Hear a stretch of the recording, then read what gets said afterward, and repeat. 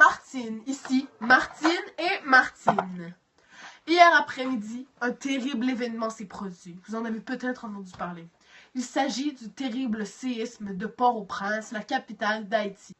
Cette ville comporte environ 2,3 millions d'habitants.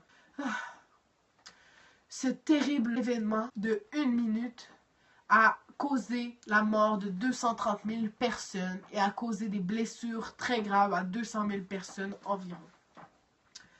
Sur l'échelle de Richter, elle était à 7,3 degrés. Donc, je vous laisse la parole, Martine, puisque vous étiez là-bas, pour qu'elle nous explique plus en détail. En fait, hier, quand tout ce désastre est arrivé, j'étais là.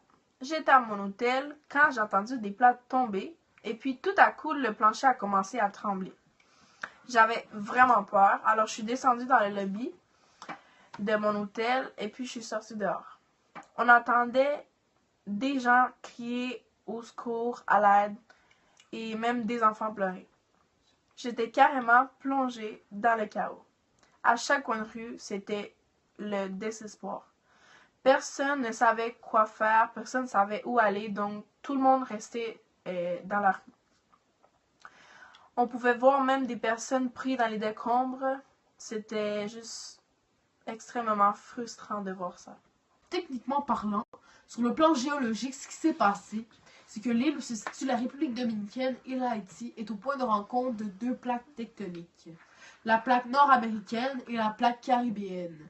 Tout le long de ces plaques, il y a des failles qui dégagent de l'énergie qui reste accumulée. Sauf une de ces plaques qui est bloquée depuis environ 250 ans. Elle se nomme Henriquillo Plantin-Gardin.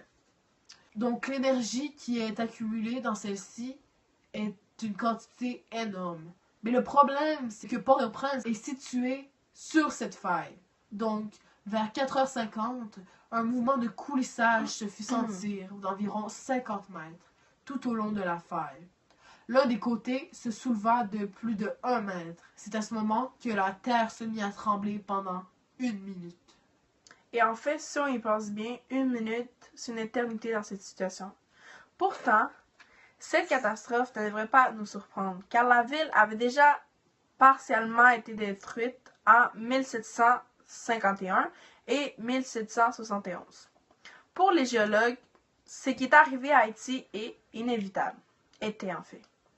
La reconstruction de Port-au-Prince devrait tenir compte de ça, car où il y a eu un séisme, il y aura encore un séisme. Merci, rejoignez-nous la semaine prochaine.